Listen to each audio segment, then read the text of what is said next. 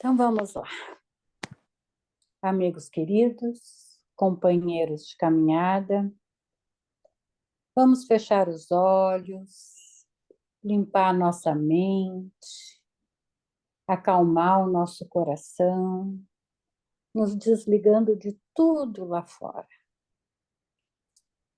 nos desligando de tudo aquilo que tira nosso foco, a nossa concentração para a noite de hoje.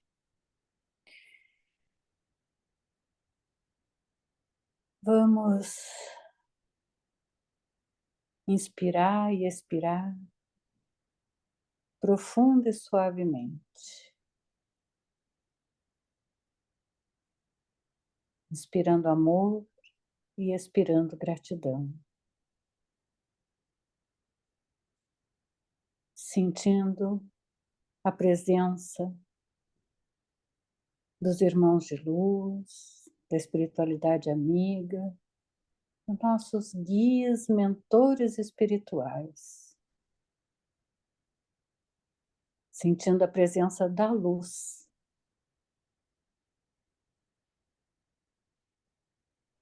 E assim nos conectando com o mentor espiritual deste trabalho, com os mentores, os professores, todos aqueles que intuem a todos neste momento.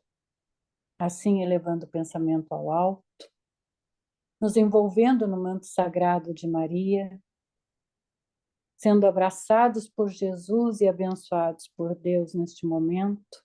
Vamos fazer a nossa oração, pedindo a Maria que nos dê cada vez mais sabedoria e equilíbrio para entender as lições de hoje e sempre. Ave Maria, cheia de graça, o Senhor é convosco, bendito sois vós, bendito é o fruto do vosso ventre, Jesus. Santa Maria, Mãe de Jesus, Mãe de todos nós, rogai por nós, vossos filhos, agora e na hora de nossa morte. Que assim seja. Que assim seja. Vamos lá então, pessoal, seguindo nos estudos do livro Obreiros da Vida Eterna, capítulo 14, Prestando Assistência. Meus companheiros de missão pareciam menos interessados em seguir o caso Dimas durante a noite, inclusive Jerônimo, reservando-se para a continuidade do esforço no dia imediato, quando nos caberia transportá-lo até o abençoado abrigo de Fabiano. Não se verificava o mesmo quanto a mim. Desembaraçando-me dos laços físicos noutro tempo, não conseguir efetuar observações educativas para o meu acervo de conhecimentos. O choque sensorial no transe para minha personalidade ainda desatenta ante as questões do espírito eterno impedira minha análise minuciosa do assunto. Agora, porém, a oportunidade poderia fazer mais luz em minha alma quanto à posição dos recém-desencarnados antes da inumação do envoltório grosseiro. Expondo ao assistente meu propósito de aprender, recebi dele a mais ampla permissão. Poderia visitar a residência de Dimas à vontade, lá permanecendo durante as horas que desejasse. A aquiescência de Jerônimo enchia-me de prazer, não só pela ocasião de enriquecer-me na esfera prática, mas também porque o fato em si era bastante expressivo. Pela primeira vez, um companheiro de trabalho, com autoridade suficiente, concordava com meu desejo de humílimo operário. O consentimento, portanto, representava preciosa conquista. Constituía a liberdade instrutiva com a responsabilidade de minha consciência e a confiança de meus superiores hierárquicos. Deixando a casa transitória em plena noite, vi-me em breve no ambiente doméstico onde o amigo se desfizera dos elos da matéria mais espessa. Entrei.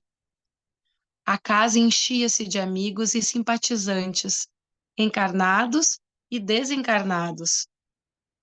Não se articulavam quaisquer serviços de defesa. Notei que havia trânsito livre, pelos grupos de variadas procedências. Em recuado recanto, ainda ligado às vísceras inertes pelo cordão fluídico prateado, permanecia Dimas, no regaço da genitora, ao pé de dois amigos que cuidadosos o assistiam. A nobre matrona reconheceu-me comovida, apresentando-me aos companheiros presentes. Um deles, Fabriciano, acolheu-me prestativo, interessando-se pelos informes atinentes ao desenlace. Relatei-lhe os trabalhos pormenorizadamente. Em seguida, o interlocutor passou a explicar-se. Sempre tive por Dimas sincera admiração pelo proveitoso concurso que soube oferecer-nos. Integro a comissão espiritual de serviço que vem atendendo aos necessitados por intermédio dele nos últimos 6 anos. Foi sempre assíduo nas obrigações, bom companheiro, leal irmão. Surpreso com as referências, indaguei. Há, desse modo, comissões de colaboração permanente para os médiuns em geral? Não me reporto à generalidade, redarguiu o interlocutor, porque a mediunidade é título de serviço como qualquer outro. E há pessoas que pugnam pela obtenção dos títulos, mas desestimam as obrigações que lhes correspondem.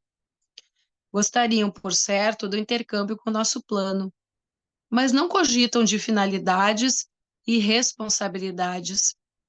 Em vista disso, não se estabelecem conjuntos de cooperação para os médiuns em geral, mas apenas para aqueles que estejam dispostos ao trabalho ativo. Há muitos aprendizes que não ultrapassam a fronteira da tentativa, da observação. Desejariam o caminho bem aplainado, exigindo a convivência exclusiva dos espíritos genuinamente bondosos. Experimentam a luta construtiva através de sondagens superficiais. E a primeira dificuldade, abandonam compromissos assumidos. A aquisição da fortaleza moral não prescinde das provas arriscadas e angustiosas. Entretanto, em face das exigências naturais do aprendizado, dizem-se feridos na dignidade pessoal. Não suportam a aproximação de infelizes encarnados ou desencarnados, estacionando a menor picada de dor. Para semelhantes experimentadores, seria extremamente difícil a formação de equipes eficientes, representativas de nosso plano. Não se sabe quando estão dispostos a servir. Se recebem faculdades intuitivas, pedem a incorporação. Se contam com a vidência, querem a possibilidade de exteriorizar fluidos vitais para os fenômenos de materialização. Escutei as observações sensatas do novo amigo e, registrando-lhe a nobreza da alma, passei a considerações íntimas em torno da tarefa que nos levara até ali. Por que se formar expedição destinada a socorro de servidor que dispunha de amigos de tamanha competência moral? Fabriciano demonstrava conhecimentos elevados e condição superior. O obsequioso amigo, porém, evidenciando extrema acuidade perceptiva, antes que eu fizesse qualquer pergunta inoportuna, acrescentou: não obstante nossa amizade ao médium, não nos foi possível acompanhar-lhe o transe. Temos delegação de trabalho, mas no assunto entrou em jogo a autoridade de superiores nossos, que resolveram proporcionar-lhe repouso, o que não nos seria possível prodigalizar-lhe caso viesse diretamente para a nossa companhia. A palestra conduzia-se a interessantes ângulos do problema da morte. Seduzido pelas considerações, interroguei sobre o que já sabia, mais ou menos, a fim de poder penetrar particularidades mais significantes. Nem todas as desencarnações de pessoas dignas contam com o amparo de grupos socorristas? Nem todas, confirmou o interlocutor e acentuou. Todos os fenômenos do decesso contam com o amparo da caridade afeta as organizações de assistência indiscriminada. No entanto, a missão especialista não pode ser concedida a quem não se distinguiu no esforço perseverante do bem. Todavia, objetei curioso, tangendo a corda que mais me interessava no assunto. Não há casos de criaturas essencialmente bondosas que se libertam dos laços físicos, mais ou menos entrosados em comissões de serviço espiritual de natureza superior, sem que haja missões salvacionistas previamente designadas para socorrê-las? Após breve pausa, acrescentei para fazer-me mais claro. Vamos que Dimas estivesse em ligação recente com a sua comissão de trabalho e desencarnasse sem o cuidado de um grupo socorrista. Seria deixado à mercê das circunstâncias? Riu-se Fabriciano com franqueza e retrucou. Isso poderia acontecer. Temos precedentes. De maneira geral, ocorrem semelhantes casos com os trabalhadores aflitos por conseguir, de qualquer modo, a desencarnação, alegando necessidade de repouso. Muitas vezes, no fundo, são criaturas bondosas, mas menos lógicas e pouco inteligentes. Na semana finda, por exemplo, observamos um caso dessa natureza. Respeitável senhora, jovem ainda, pelas disposições sadias que demonstrou no campo da benemerência social, foi ligada à dedicada corrente de serviço organizada por amigos nossos, verificando-se, contudo, pequenas rusgas entre ela e o esposo, e tendo conhecimento da imortalidade da vida. Pessoal, acho que tem um microfone aberto. Por favor, deem uma olhada. Obrigada. Além do sepulcro, desejou a pobre criatura ardentemente morrer. Tolas leviandades do marido bastaram para que maldissesse o mundo e a humanidade. Não soube quebrar a concha do personalismo inferior e colocar-se a caminho da vida maior. Pela cólera, pela intemperança mental, criou a ideia fixa de libertar-se do corpo de qualquer maneira, embora sem utilizar o suicídio direto. Conhecia os amigos espirituais a que se havia unido, mas, longe de assimilar-lhe ajuizadamente os conselhos, repelia-lhes as advertências fraternas para aceitar tão somente as palavras de consolação que lhe eram agradáveis, dentre as admoestações salutares que lhe endereçavam. E tanto pediu a morte, insistindo por ela, entre a mágoa e a irritação persistentes, que veio a desencarnar em manifestação de icterícia complicada, com simples surto gripal. Tratava-se de verdadeiro suicídio inconsciente, mas a senhora, no fundo, era extraordinariamente caridosa e ingênua.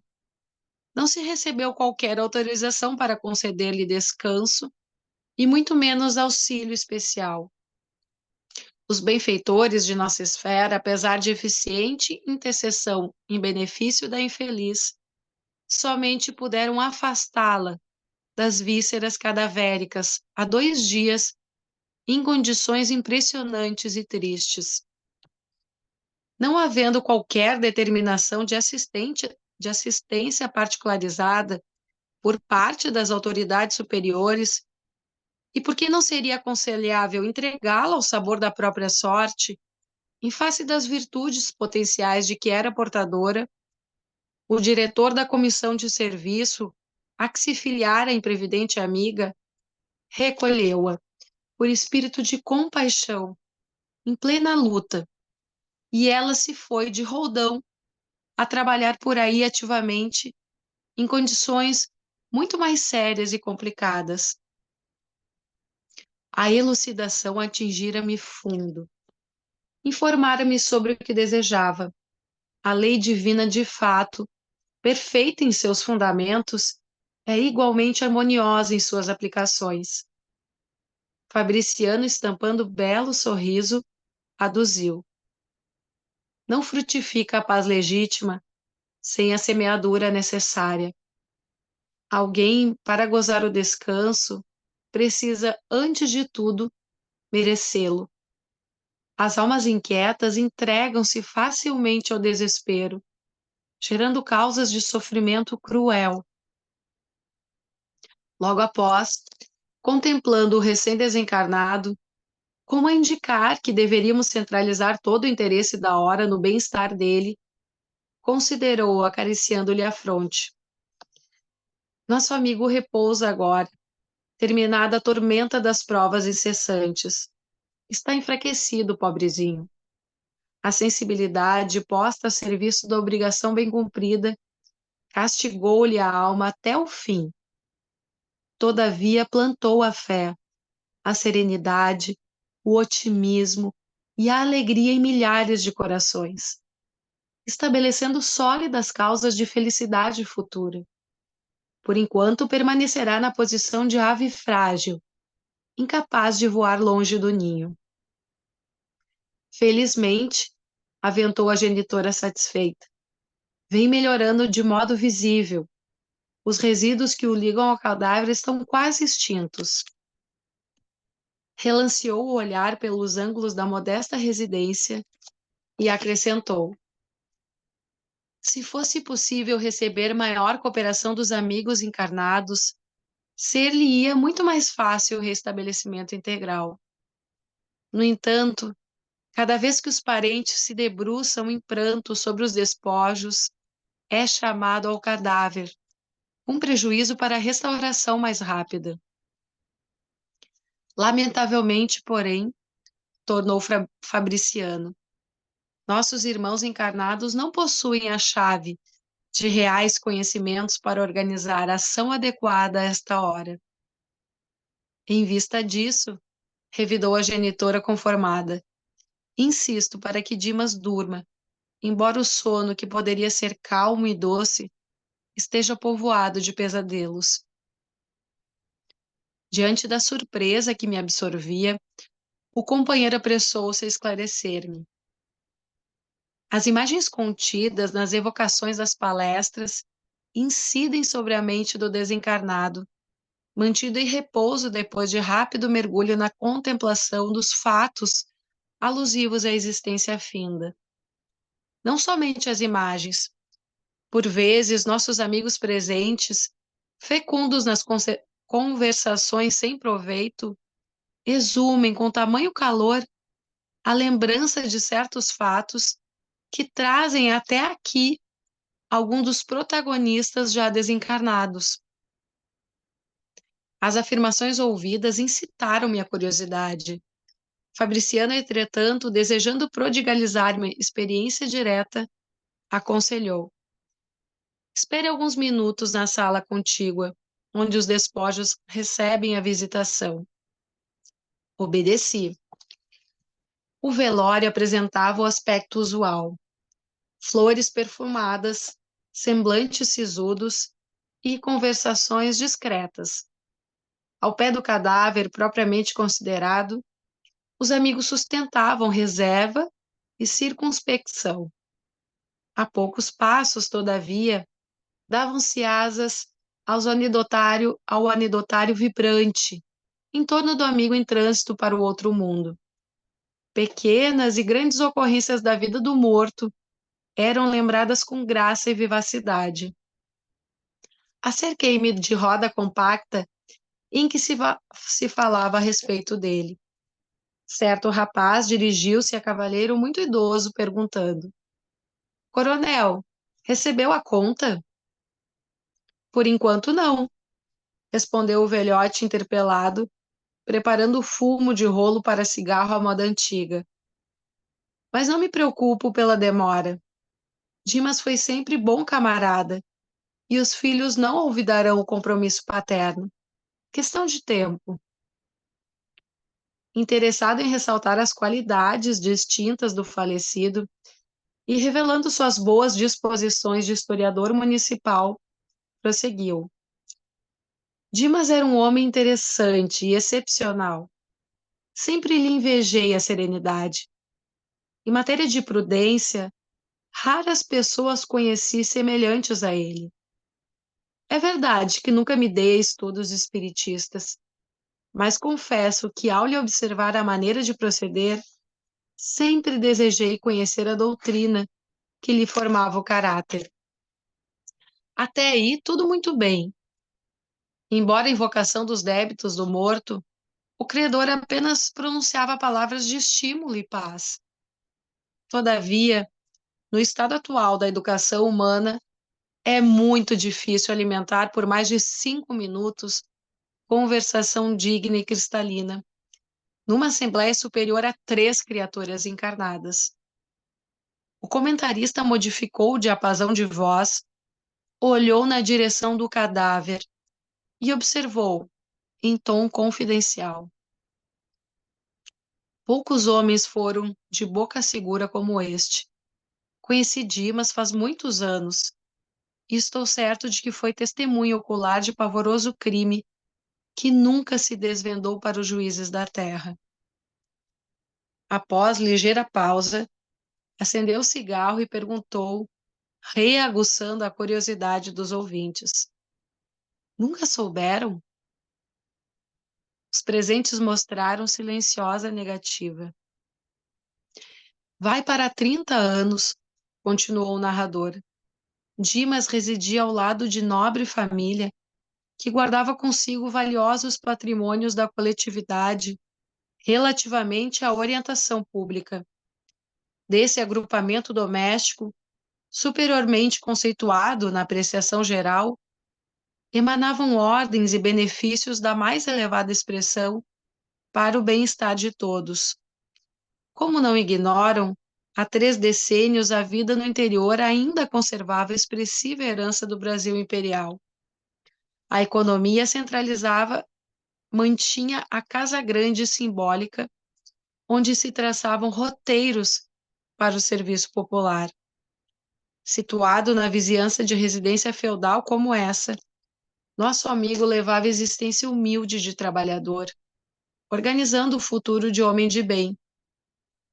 O cavalheiro, insciente dos problemas do espírito, enunciou nomes, relacionou datas e lembrou brejeiramente certos pormenores, prosseguindo com maliciosa jocosidade. Certa noite, pela madrugada, conhecido chefe político saía do palacete residencial pelos fundos, acompanhado de uma senhora que aparentava excessiva despreocupação consigo mesma, ao despedir-se com intempestiva manifestação de afeto. Terminado o estranho adeus e vendo-se sozinho, o Dom Juan deu alguns passos para a retirada, espiou cauteloso em torno e ia continuar a marcha quando reparou que alguém lhe observava a intimidade com a esposa de respeitável amigo. Era modestíssimo operário que talvez estivesse ali por força de circunstâncias inapreciáveis. O político alcançou-o de um salto.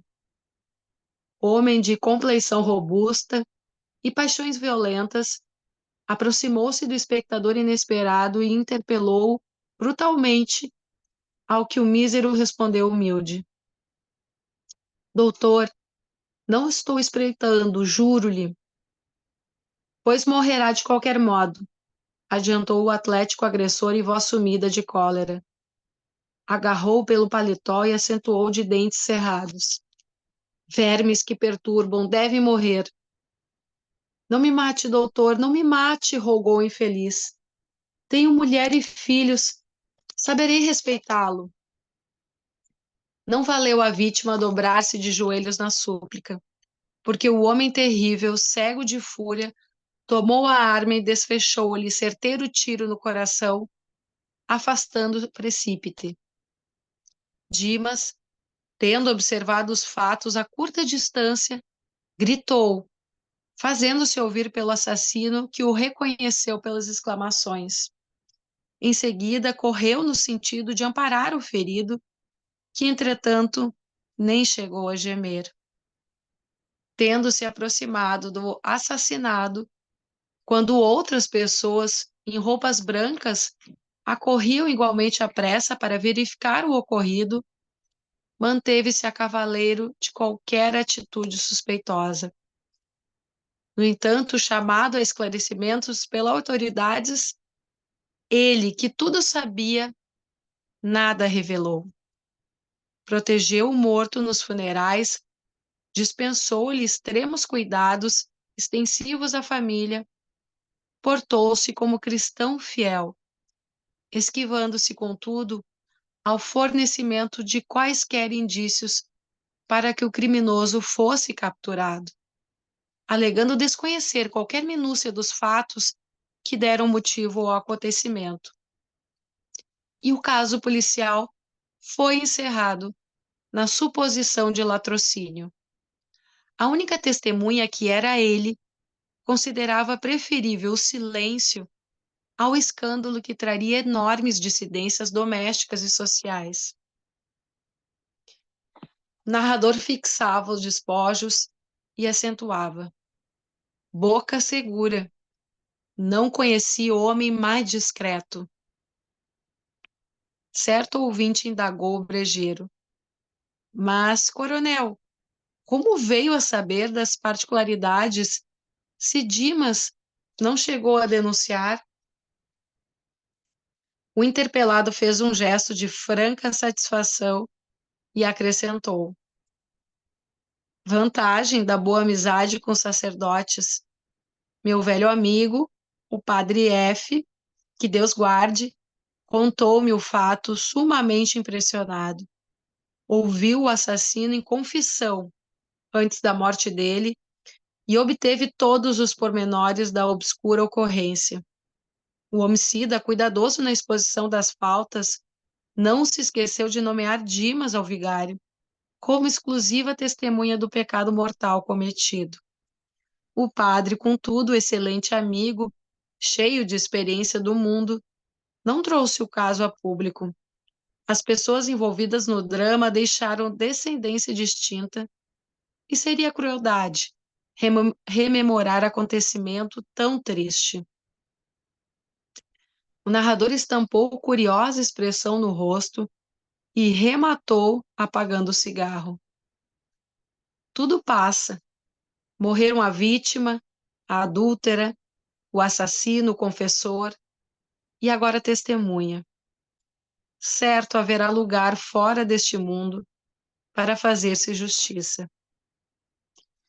Neste momento, horrível figura seguida de outras, não menos monstruosas, surgiu de inesperado. Acercando-se do leviano comentador, ouviu-lhe ainda as últimas palavras, sacudiu e gritou: sou eu o assassino. Que quer você de mim? Por que me chama? É juiz?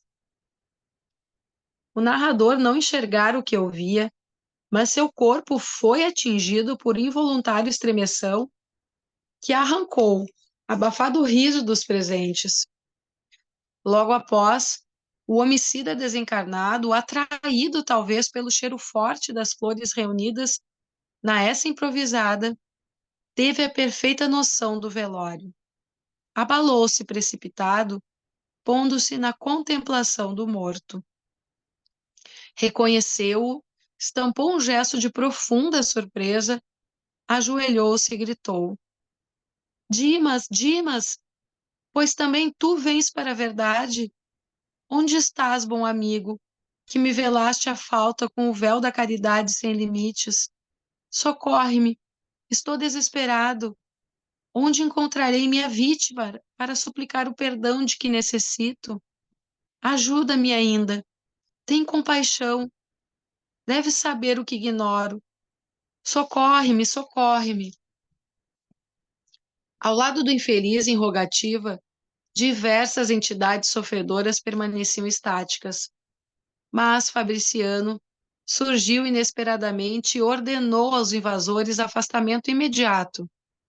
Limpa a câmara, o novo amigo dirigiu-se a mim observando. Garanto que este grupo entrou nesta casa por invocação direta. Narrei-lhe impressionado o que vira. Ouviu-me calmamente e ponderou. A observação feita por nós mesmos é sempre mais valiosa. Dimas, não obstante dedicado à causa do bem e compelido a grande esforço de cooperação na obra coletiva, descuidou-se de incentivar a prática metódica da oração em família no santuário doméstico. Por isso tem defesas pessoais, mas a residência conserva-se à mercê da visitação de qualquer classe. A elucidação era significativa. Comecei a compreender a razão do sentimentalismo prejudicial da família inconformada. Desejando, porém, fixar o aprendizado da noite sobre o assunto atinente à desencarnação, perguntei: Nosso amigo recém-liberto terá ouvido a súplica do irmão desventurado? Geme sob terrível pesadelo nos braços maternos, explicou Fabriciano solícito, ao recordar o fato relatado. Desde alguns minutos acompanhamos a agitação dele, reparando que recebia choques desagradáveis através do cordão final. Ouvindo e vendo os quadros invocados? Insisti perguntando. Não chegou a ver nem a ouvir integralmente, em face da perturbação espontânea, mas vislumbrou, sentiu, oprimiu-se e torturou-se, prejudicando a reconquista de si mesmo. As forças mentais estão revestidas de maravilhoso poder. Indicando os grupos que continuavam conversando, acentuou sem aspereza. Nossos amigos da esfera carnal são ainda muito ignorantes para o trato com a morte.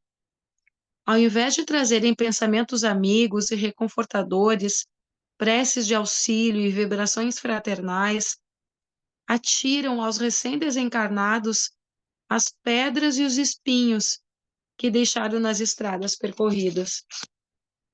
E por isso que, por enquanto, os mortos que entregam despojos aos solitários necrotérios da indigência são muito mais felizes. Ainda não havia terminado de todas as considerações quando a esposa de Dimas, um acesso de pranto, levantou-se do leito em que repousava e adiantou-se para o cadáver, repetindo-lhe o nome comovedoramente. Dimas, Dimas, como ficarei? Estaremos separados então para sempre? Como Fabriciano se dirigisse apressado para o quarto humilde em que permaneceu desencarnado, acompanhei-o. A genitora do médium fazia esforços para contê-lo, mas debalde. Pelo fio prateado estabelecera-se vigoroso contato entre ele e a companheira, porque Dimas se ergueu cambaleante, apesar do carinho materno. Estava lívido, semilouco. Avançou para a sala mortuária, rogando paz, mas antes que pudesse aproximar-se muito dos despojos, Fabriciano aplicou energias de prostração na esposa imprudente, que foi novamente conduzida ao leito, agora sem sentidos, enquanto Dimas voltava ao regaço maternal, menos aflito. O amigo esclareceu-me sereno. Há situações em que o drástico deve ser medida inicial. Nosso irmão muito fez pela harmonia dos outros durante a existência e merece libertação pacífica. Sinto-me, pois, no dever de garanti-lo, para que se desembarace dos últimos resíduos que ainda o inclinam à matéria densa. Outros amigos e afeiçoados do médium chegaram ao ambiente doméstico interessados em ajudá-lo. e como a noite ia muito alta, despedi-me dos companheiros, pondo-me de regresso ao acolhedor asilo de Fabiano. No outro dia, ao me avistar, disse meu assistente Jerônimo após a saudação inicial: Espero, André, que o velório lhe tenha trazido úteis e instrutivos ensinamentos. Sim, o estimado assistente falava com muita propriedade e razão. Eu aprendera muito durante a noite. Aprendera que as câmaras mortuárias não devem ser pontos de referência à vida social, mas recintos consagrados à oração e ao silêncio. Final do capítulo 14. Te vê que é um capítulo curto, que se a gente for pegar, não só esse, né, mas os outros e outras coisas que a gente estuda da obra do André Luiz, pegar cada parágrafo, cada assunto que é abordado, daria para a gente discutir horas e horas e conectar com outras coisas, né? A gente vê ali, a gente já estudou lá no Missionários da Luz e estudamos um dos processos, a gente sabe que para reencarnar e desencarnar são diversas formas e dizem que não há uma exatamente igual à outra. Nós estudamos lá no Missionários da Luz a reencarnação do Segismundo, lembra lá, né? Essa desencarnação, e lá nós vimos o que é uma encarnação completista, tá? Entre outras situações, a gente viu aqueles modelos, e aí cada um com a sua prova, a sua missão, projeta o que vai acontecer no futuro, pede autorização para ter as impressões do seu corpo físico, das suas dificuldades e possíveis até doenças e outras situações atreladas à sua situação individual. E o Dimas desencarnou não no período, está aí bem claro, bem no início desse capítulo, que ele não desencarnou no período exato que estava programado para ele. Ele não era uma encarnação completista. Alguns desencarnam, algumas são até exceção, realmente. Desencarnam exatamente. A gente viu lá no Missionários, lá aquele, não volta para cá antes dos 70 anos, né? Aqueles casos que a gente estudou e outros mais. Mas a gente acha, e aí há uma situação que até é abordada aí num caso que depois esse Fabriciano coloca para o André Luiz, casos que são de suicídio indireto. O caso do Dimas não é de suicídio indireto. Ele abreviou o tempo por excesso de dispêndio de energias, mas sempre se comprometendo com o bem. Então, vejam só, assim, aí é dado de detalhes, a gente não pode aprofundar isso, senão não vai dar tempo. A gente vê que o fígado dele, que teve a cirrose, foi exatamente porque ele, entendo as atividades fraternas e outras coisas mais, ele colocou em segundo plano a sua saúde. E a gente sabe que também uma das nossas, sim, os deveres que nós temos perante o universo é de preservação da nossa vitalidade. O nosso corpo, né, nessa dimensão aqui, é o chamado corpo físico. A gente tem que se esforçar ao máximo para equilibrar as nossas energias para poder levar a nossa tarefa ao máximo possível. Né? Se vai ser completista ou não, aí é consequência depois de análise que é feita depois do desencarne. Mas no caso do Dimas, é importante ali a relação em que o André Luiz, a gente vê nas obras que a gente já estudou, Mensageiros, lá no nosso lado também, Mensageiros, Missionários da Luz, ele sempre faz comparação com a sua situação individual. Nós vimos lá no nosso lado que o André Luiz foi considerado um suicida indireto, né? Que o seu desregramento e tudo e tal, que levou até sífilis e teve outras situações, e que também não era um espírito na encarnação elevado ao alto. Isso foi depois do seu resgate lá embaixo e aí dos seus reencontros, né? Consigo mesmo, seu despertar de consciência interior. E ele, então, era um suicida indireto. E o Dimas, o questionamento que ele faz no nível mental, já é dito para ele, não é o caso de suicídio indireto. ele abreviou por dispêndio de energias servindo ao bem, né? Aí, quando eu falei no início de gente começar aqui o nosso encontro, que a gente tem que sempre se transferir para as situações que a gente estuda, e aí até que ponto também, às vezes, a gente pode ser considerado ou um suicida indireto, ou nós despendemos energias, ou não fazemos as coisas em que a nossa saúde possa se preservar mais. Então, essa relação serve a uma reflexão nossa, não é aquela situação, é suicídio direto, inconsciente, ou indireto, ou vai ser o completista, ou vai ser o Dimas, que se dedicou bem, fez as coisas, mas também deixou a vida levar no sentido de aconteça o que acontecer. Isso acontece, e até nesse caso que o Fabriciano depois vai relatar para ele. Mas antes disso, então, eu queria ver assim, que todos o desligamento, o desencarne, ele é lento e gradual quando há esse processo de merecimento, mérito individual. E o Dimas teve isso, tanto é que ele invocou, percebendo, quando estava já desencarnando, invocou o espírito da mãe dele. A mãe dele se fez presente, foi atraída pelo pensamento e até pela situação, e acaba acolhendo ele no colo. E aí o processo todo que vai se dar do seu desencarne, e funerária, e coloca lá no caixão mortuário, e aí está sendo velado, aí vem a outra parte, que é essa que também vale para nós. Quantas e quantas pessoas que vão para um velório e acham... Eu conheci um senhor, que até a família, assim, dos conhecidos dele, dizia assim, como é agradável fulano, né, nos velórios, porque ele só conta piada, ele descontrai os terceiros. Imagina a perturbação que ele ocasiona para o desencarnado e para os espíritos envolvidos naquela situação ali individual e coletiva da própria família e seus afetos.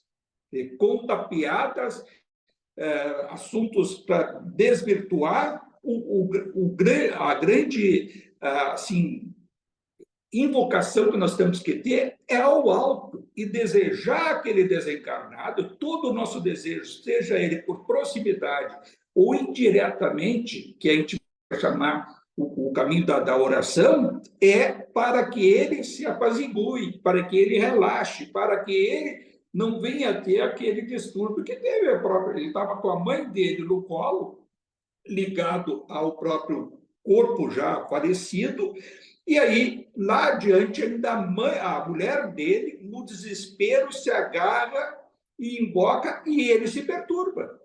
Então, o Dimas, acolhido ali com todo esse acompanhamento espiritual, com a mãe dele, se perturba, entrou em angústia. Então, o desespero e a angústia dos presentes perturba o desencarnado.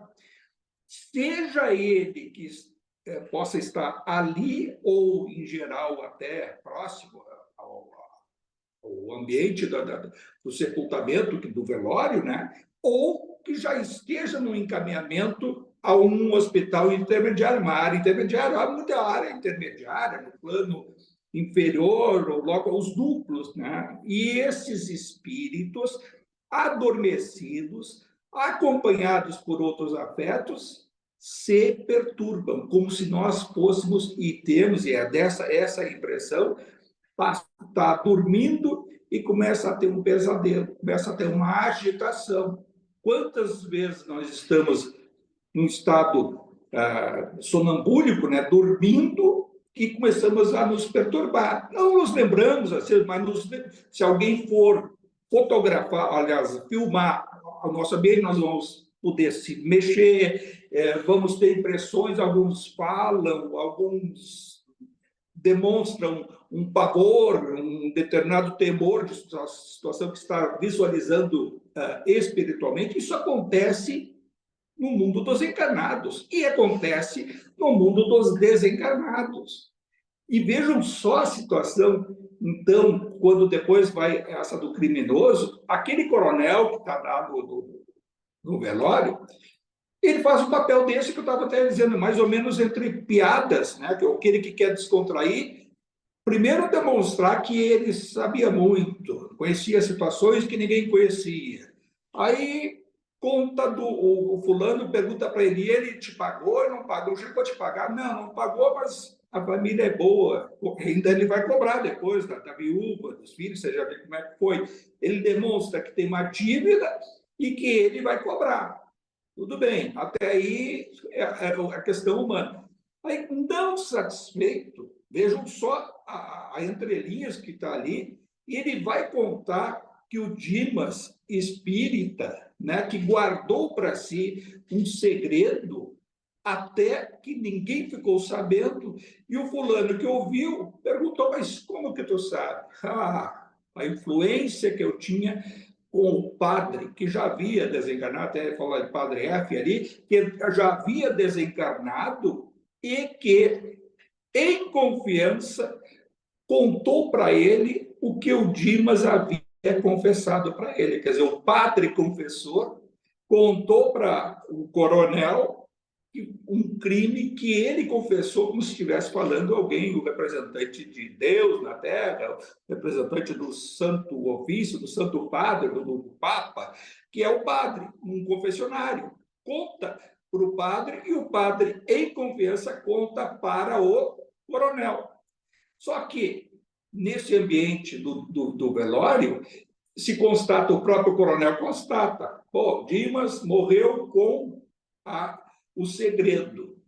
O assassino, aí o relato que é feito do crime, né, o que cometeu o crime estava traindo algum outro casal, e aí numa situação lá que estava saindo às pressas, usando de algum subterfúgio, e foi visto pelo fulano, que é um empregado lá, aquele que ele disse, não, tu está aqui, seu infame, e tudo, e mata o cara.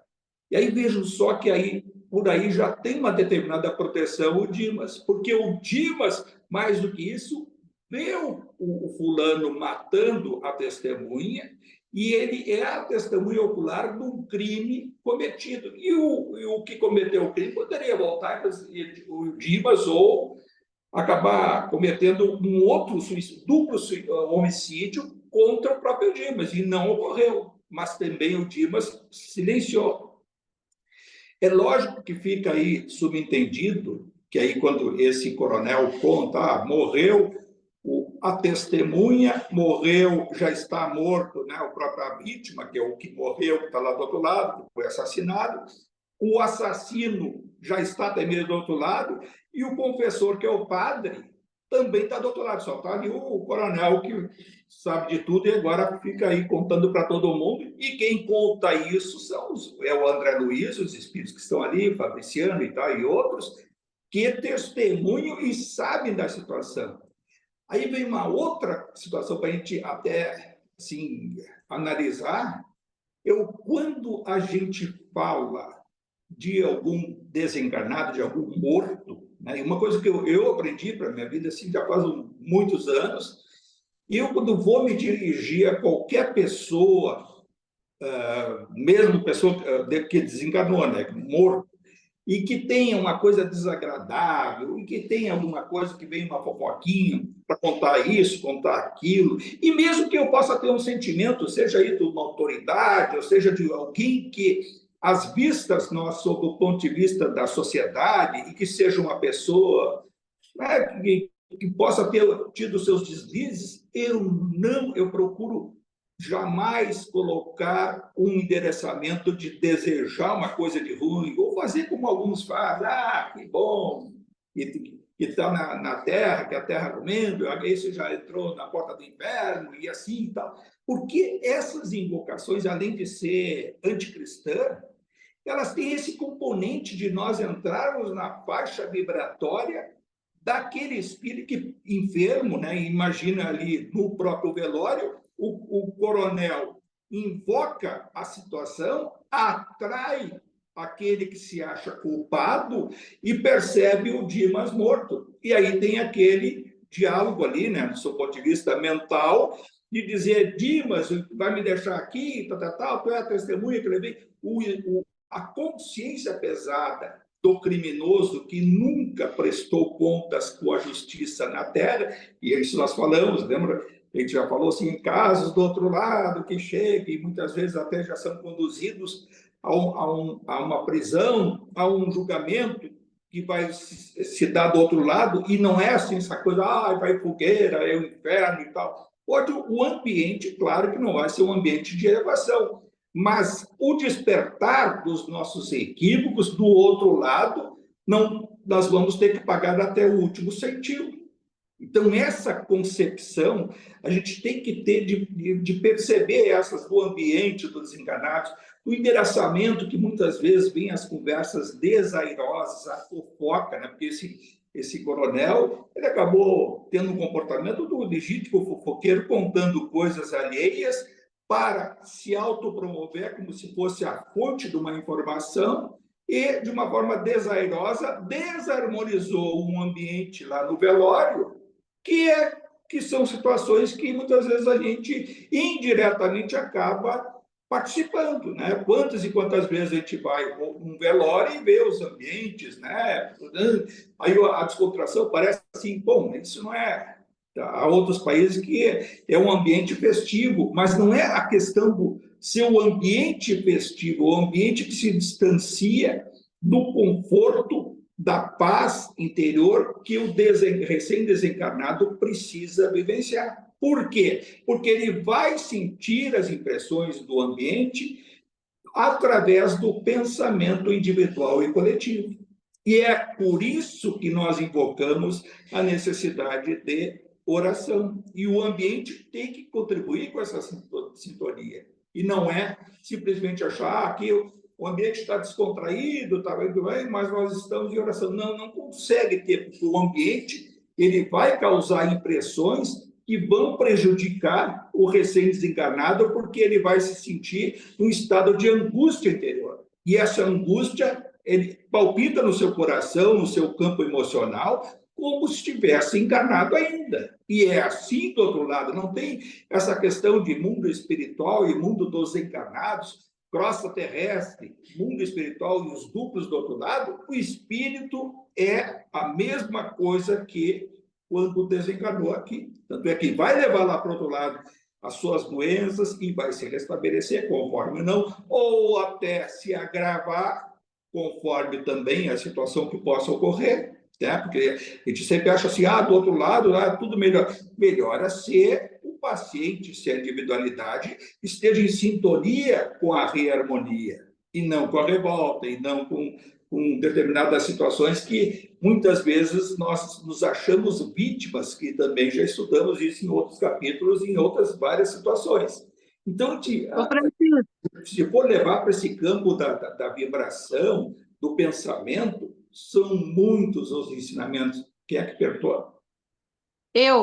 Francisco, até falando dessa coisa da vibração do pensamento, mas que interessante o caso daquela senhora, né, que eles compararam, que ela mesma provocou de forma inconsciente, um suicídio inconsciente, ela mesma provocou uma enfermidade nela para desencarnar por conta das brigas com o marido.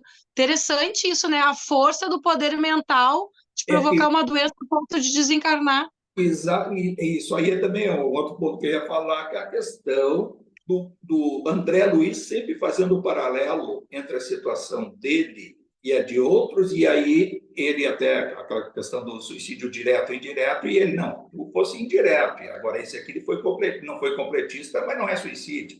E aí também ele pergunta para o Fabriciano, mas como é que pode? Toda essa situação que a gente está aqui vendo do Dimas, todos são acolhidos do outro lado de uma forma como essa aqui? Não, são diversas fases, mas há alguém que possa me exemplificar de uma situação em paralelo diferente dessa? E aí disse, olha, ainda há pouco houve, aí ele conta o caso dessa senhora que ficou, questão humana, olha só, ficou sabendo que estava sendo traída pelo marido. E aí, isso tudo a gente está falando lá da década de 30, 40, né? Ficou sabendo que o marido estava traindo e ela entrou num estado de revolta. Imagina só o lar dela e aquela coisa, naquela época não tinha separação, judicialmente, quer dizer, do ponto de vista jurídico, tinha o tal do desquite, né, que era a separação judicial, era o desquite, mas era um escândalo social. E ela, aí é aquela questão humana, vai dizer assim, tinha que então se submeter ao marido. Não sei, o que faltou para ela, que ela era uma pessoa boa, tinha vocação para praticar o bem, mas a partir dessa situação que ela vivenciou com o marido, ela se revoltou interiormente, se distanciou dessa religação, ou seja, dessa religiosidade, ou seja, do mundo da oração, da paz interior. Todos nós podemos passar por situação semelhante ou até de rupturas pessoais, mas os instrumentos quais são? Se eu temos a vocação de praticar o bem, temos a consciência do que é isso, que é aquilo, o que nos leva à lei de causa e efeito, como é que ela se dá, é buscar a força. Às vezes, muitas vezes, nos sentimos absolutamente fragilizados. E fragilizado por buscar força onde? Então eu vou tentar ler. Não é nem a leitura. Vou tentar...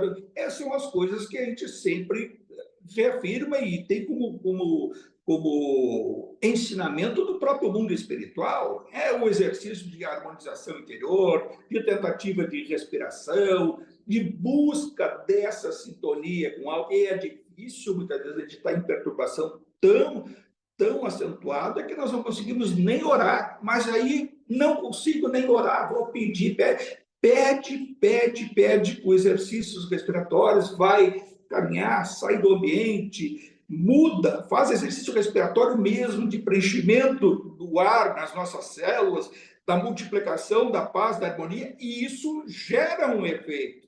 Com esse efeito, nós vamos ter a condição de agregar determinadas energias.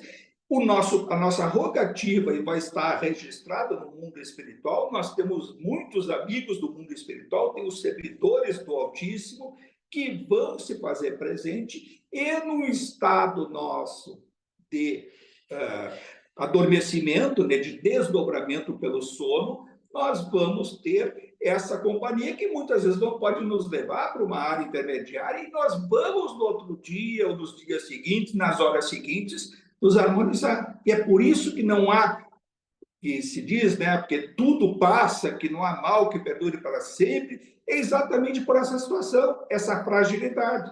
E essa senhora, ela não teve a felicidade de refletir sobre isso, e o que ela fez? Se angustiou de tal forma que as energias delas, ela acabou se consumindo interiormente e espontaneamente desenvolveu uma determinada alergia. Essa alergia, para aquela época, gerou alguma infecção respiratória, uma gripe e tal, e desencarnou. Chegou do outro lado, não deixava de ser aquela senhora que tinha praticado o bem, mas por essa autodestruição que eles chamam de suicídio indireto, que não, o que ela fez? Ela não buscou essa sintonia com o alto, não colocou as suas ferramentas, e do seu ponto de vista, assim, serve, e aí daqui a pouquinho há um hiato, que ele coloca ali bem esse hiato, entre o que ela fazia de bem e a ruptura emocional que levou a essa derrocada. E a derrocada levou o quê?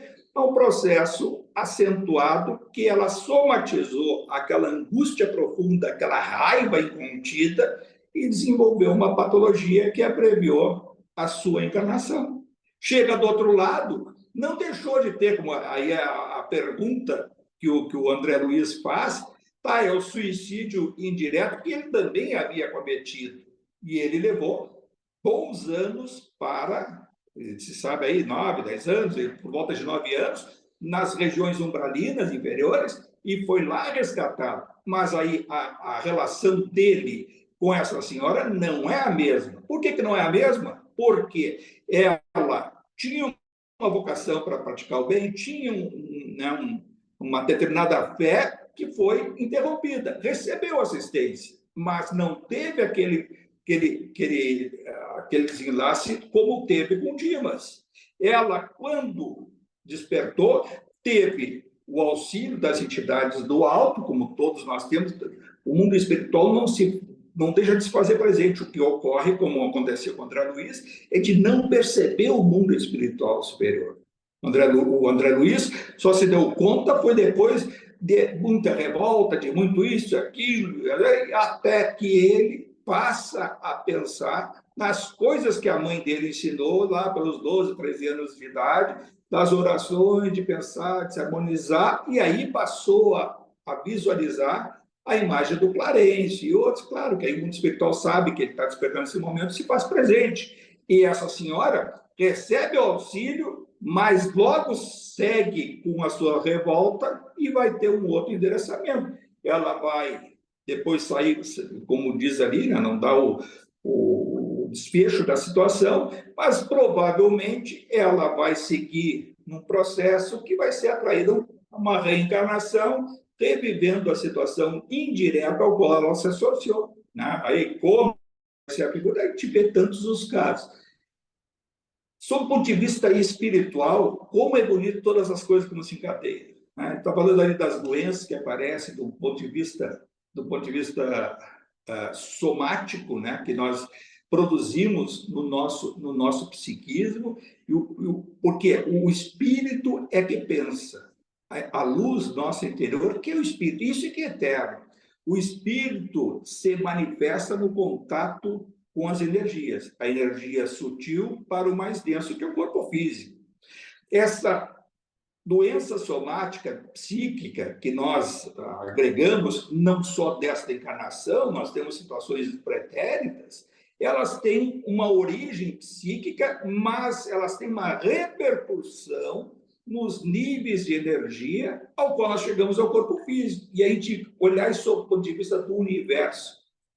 O nosso organismo, ele tem 75% de água, né? 70%, 75% de água, o corpo humano. Se a gente for, já falamos sobre o universo, a Terra tem por volta de 70% de água. Os universos é 70% de plasma. Né? O próprio Sol é plasma. E esse plasma, se a gente trouxer assim para nosso corpo, as nossas células também têm por volta de 70% de citoplasma e o núcleo. Quer dizer, tem água. E esse comando nosso, ele tem facilmente a influência do nosso pensamento. Felizmente é assim, né?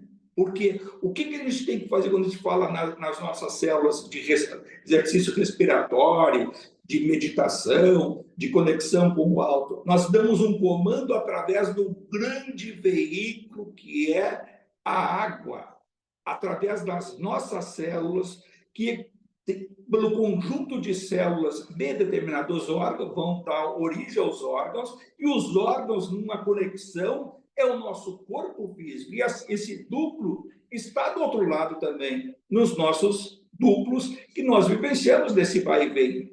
E a nossa Terra também, que é a nossa escola planetária, para o nível de energia necessário para o nosso processo evolutivo, também tem a água. E por que nós interagimos? Por que tem que ter água para um nível de vida, para que os espíritos nesse nosso nível possam se manifestar? É necessário água. Por que procuram, no nosso nível fluídico, procuram água nos outros planetas? Porque o nível evolutivo nosso necessita de água, sob o ponto de vista físico que nós conhecemos. Isso é tão primordial, porque lá no mundo espiritual, essas coisas todas se repetem, e elas se repetem de uma forma mais densa ou menos densa. Mais densa quando nós vamos para os duplos inferiores. A maioria das pessoas, a tendência maior é nesse duplo inferior, sem perceber muito. Nós não percebemos muito, o espírito não percebe muito que está no duplo inferior. Tanto é que praticamente todas as noites, quando nós dormimos, nós somos atraídos aos duplos inferiores. O duplo superior pode ser, e aí vem com o aprendizado, vem essa questão, o Dimas já foi atraído para o duplo superior. Não, a mãe dele que veio fazer o seu resgate, ele vai se recuperar numa área transitória entre o duplo inferior e esses duplos aqui da crosta, que são essas áreas, a área transitória, que ele vai ser provavelmente encaminhado para lá, e depois, conforme o seu aproveitamento dentro do seu despertar de consciência, é que vai dar o endereçamento depois, provavelmente vai se encaminhar para áreas superiores em relação ao duplo da crosta, mas com consciência de que tem que servir mais e vai descer para auxiliar.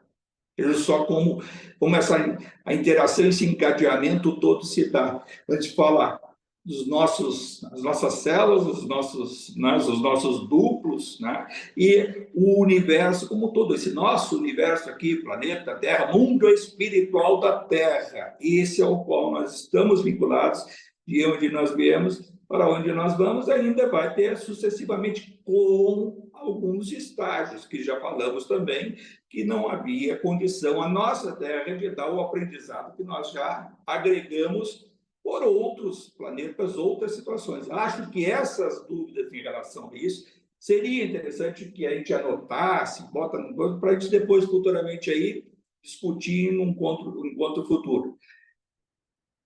Esses assuntos são muito assim, valiosos, palpitantes, que nos levam a várias reflexões. Estava vendo esse texto, se a gente fosse pegar cada parágrafo, cada situação que a gente estuda aqui, quanta coisa a gente pode assim conectar com o que nós já abordamos. A gente vê esse caso aquele de falar, eu estava me lembrando hoje, esse de estar falando do morto.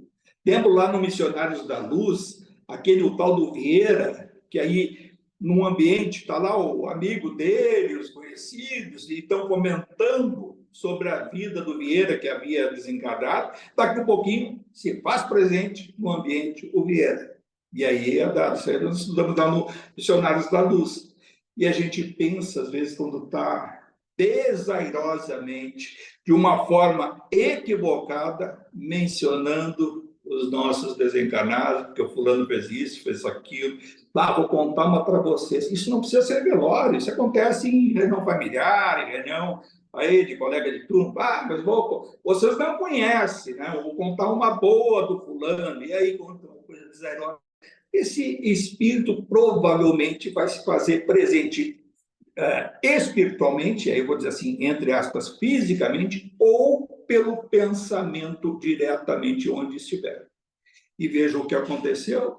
Ali, o tal do assassino se fez presente no próprio ambiente do velório, porque o tal do coronel ficou contando coisa que o padre havia contado para ele. Olha, são situações que não servem só para leitura ou só para simplesmente para despertar alguma curiosidade, servem para reflexões. A gente refletiu o quanto que a gente possa já ter cometido esses deslizes, quanto que nós, muitas vezes até sem compreender bem, fazemos essas coisas. O quanto que a gente pode também contribuir para evitar essas situações, né?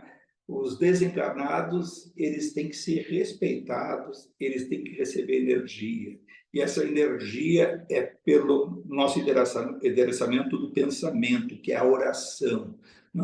O que é oração? Não é de joelho, não é isso. Desejar, onde estiver, que se reharmonize, que receba essas emanações para que o mundo espiritual possa melhor realizar a sua tarefa de reharmonização desses nossos afetos e jamais invocar com situações desairosas, né, que menosprezam aquele desencarnado e assim sucessivamente. Pessoal, se não tem nada a mais, nós vamos então encerrar hoje. Muito interessante, esse aí acho que fecha com o próprio capítulo que já foi tratado na semana passada, e serve as nossas reflexões, né, porque tudo isso não tem valor se a gente não trouxer para a nossa vida, né? Refletir, pensar como posso sair melhor dessa situação, refletir sobre isso, sobre olha, realmente eu já participei de situações análogas a essas, situações parecidas, e realmente eu tenho que me policiar, eu tenho que ser uma pessoa melhor em relação ao tal assunto que foi abordado. Isso, se a gente conseguir fazer parte disso, já fazemos grande coisa. E por isso, e por todas essas situações, a nossa gratidão, a gratidão ao alto, gratidão ao Mestre Jesus e todos os seus mensageiros. E que possa cada um de nós, nesses momentos, de refletir sobre as nossas imperfeições e rogar ao alto que possamos ter a força necessária para se despir desses defeitos, dessas imperfeições, para nos aproximar melhor ao mundo da luz. E quando a gente tiver esse propósito bem sincero, que a gente possa multiplicar essas energias. Como, mais uma vez, no momento que nós atravessamos na nossa civilização, na nossa crosta terrestre, nos nossos mundos que interagem com essa escola planetária, desejar humildemente, mesmo com as nossas imperfeições, que essa luz se irradie por todo esse nosso planeta, os nossos líderes desse processo mundial, que a nossa comunidade, a civilização humana, possa vibrar numa energia superior, interagindo com os grandes propósitos do mundo espiritual superior, em nome de Jesus. Pai nosso que estais no céu, santificado seja o vosso nome. Venha a nós o vosso reino e seja feita a vossa vontade, assim na terra como no céu. O pão nosso de cada dia.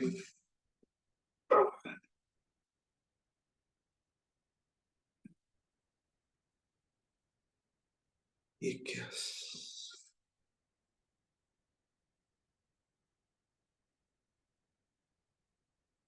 pessoal, não consegui terminar.